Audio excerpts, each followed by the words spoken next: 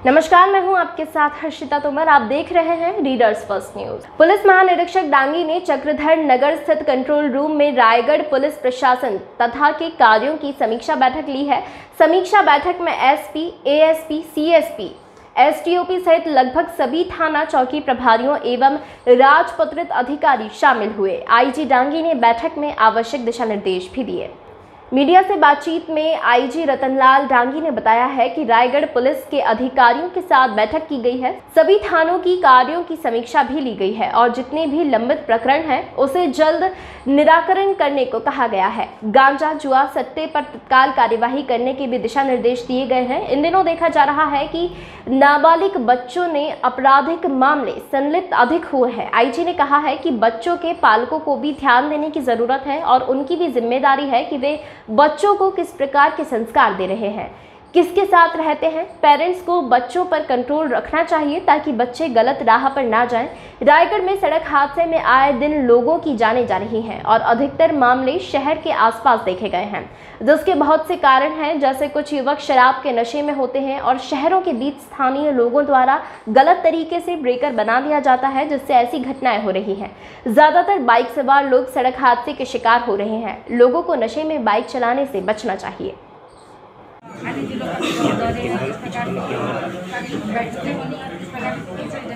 देखिए, अभी रेंज के जितने डिस्ट्रिक्ट है उसमें जाकर के थाना प्रभारियों, चौकी प्रभारियों के साथ बैठक कर रहे हैं। और जो बैठक का जो मकसद ये है कि थाना स्तर पर जो शिकायतें पेंडिंग चल रही है और वहाँ पर यदि उनको फरियादी को नहीं सुना जाता तो एसपी ऑफिस में और आईजी ऑफिस तक पहुँच रही है। तो ये बड़ी गंभीरता से जो इसकी जाँच होना चाहिए, लोगों को सुनना चाहिए। तो वही सेंसिटाइज करने के लिए हमने आज थाना प्रभारी, चौकी प्रभारी के साथ बैठक की है और जितने भी लंबित इनके पास में शिकायतें हैं उसका निराकरण करें। साथ ही जो लोगों से जुड़े इशू है, चाहे पासपोर्ट की बात हो या चरित्र सत्यापन से, इनसे संबंधित भी कई जो थाना चौकी में जो वेरिफिकेशन होना चाहिए टाइमली वो नहीं हो रहा है, तो उसको जल्दी करने के लिए भी इनको निर्देश दिए गए और सभी थाना चौकी के सभी मामलों की समीक्षा की गई। साथ ही जो एनडीपीएस से संबंधित या जुआ सट्टे से संबंधित जितने भी जो कोई शिकायत आ रही है उसमें तत्काल कार्रवाई करने के लिए भी उनको हिदायत दी गई है। और स्पेशली क्योंकि इस समय जो पुराने जो उनके पास में जो लंबित और भी मामले हैं उनको भी जो समय पर निकालने के लिए सबके साथ बैठ कर के एक शिकायत पे चर्चा की गई है, वो क्यों लंबित है, उसका क्या कारण है और फ्यूचर में हम किस तरह से इनका एक्सपीडिएट कह सकते हैं डिस्पोजल कर सकते हैं, उसके लिए इनको दिशा निर्देश दिए गए। सर, जो नाबालिग बच्चे खासतौर पर बहुत ज़्यादा इन्वॉल्वमेंट उनकी दिखाई देती है आपराधिक मामलों में, किस प्रकार से प्रयास होने? देखिए, अभी आप देखेंगे कि जो नाबालिग बच्चे तो जो नशे में है ही है, उसके अलावा भी आप कह सकते हैं कि जो मेजर है वो भी काफ़ी घटनाएं कर रहे हैं, चाहे मर्डर की बात हो, चाहे 376 की बात हो, तो एक चिंता की बात है। और स्पेशली केवल जो है इसको पुलिस पे डाल करके जो है लोग बच नहीं सकते। हमको पूरे जो भी पेरेंट्स है, माता पिता है, और उनकी बहुत बड़ी जिम्मेदारी है कि वो अपने बच्चों को किस तरह के संस्कार दे रहे हैं, उनके ऊपर कितना कंट्रोल है। केवल ये कहने से कि जो वो नशा कर रही है तो नशा वो किन परिस्थितियों में कर रहे हैं, आपने उसको कितना छूट दी है, क्या आपने कभी अपने बच्चों से पूछा है कि आप इतनी लेट तक कहाँ थे, किसके साथ में थे। ये चीज़ें जब तक ट्रैक नहीं करेंगे, बच्चों के ऊपर शुरुआत से ही कंट्रोल नहीं करेंगे, तो निश्चित रूप से ये समाज के लिए और देश के लिए काफ़ी गंभीर बात है। और इसमें पूरी सोसाइटी की और स्पेशली जो माता पिता है उनकी बहुत बड़ी जिम्मेदारी है। और जहाँ तक इसके नशे से संबंधित जो सामान उपलब्धता की बात है, जो बेच रहे हैं, उसमें पुलिस की जिम्मेदारी बनती है कि जहाँ पर इस तरह के धंधे में जो लोग लिप्त हैं उनके खिलाफ सख्त कार्रवाई की जाए।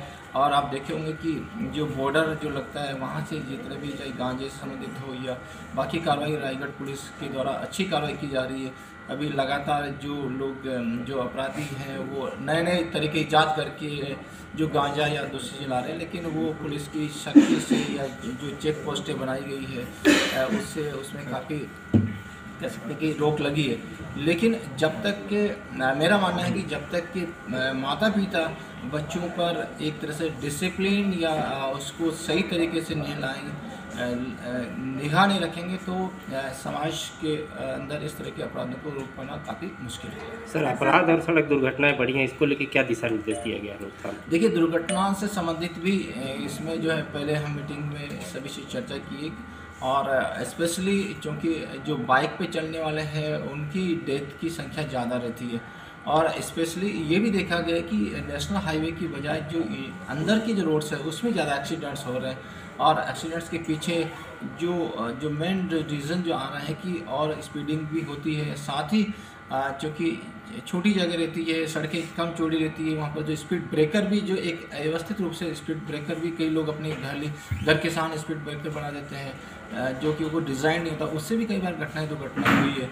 और ट्रैफिक की पुलिस की तरफ से जो एक अभियान, एक जागरूकता अभियान जो चलाना चाहिए वो चलाया जा रहा है, लेकिन इसके लिए भी सभी को एक जिम्मेदारी है कि हम जब भी सड़क पे निकलें, चाहे टू व्हीलर्स पे हो या दूसरे किसी भी व्हीकल्स में, तो ट्रैफिक के रूल्स का हम खुद भी पालन करें, और हमारी जिम्मेदारी है कि हम खुद बचें और दूसरे को भी बचाएं। सर, रायगढ़ पुलिस बेहतर काम कर रही है। पिछले कुछ दिनों में अभी एसपी साहब ने भी इनाम की घोषणा की थी जिले के लेवल पे, तो स्टेट लेवल पे कुछ अपने जवानों को, खासतौर पे कोतवाली में काफ़ी अच्छी कार्रवाइयाँ हुई हैं सर। नहीं, डेफिनेटली जो भी थाना प्रभारी या जिस एरियाज में अच्छा काम हो रहा है उनको एसपी साहब की तरफ इनाम दिया जा रहा है। हमारे स्तर पे भी उनको जो पुरस्कृत किया जाएगा एसपी साहब के माध्यम से। जो भी हमारे पास रिवॉर्ड्स रोल आएंगे हम निश्चित रूप से उनको मोटिवेट करेंगे, उनको इनाम जो दिया जाएगा।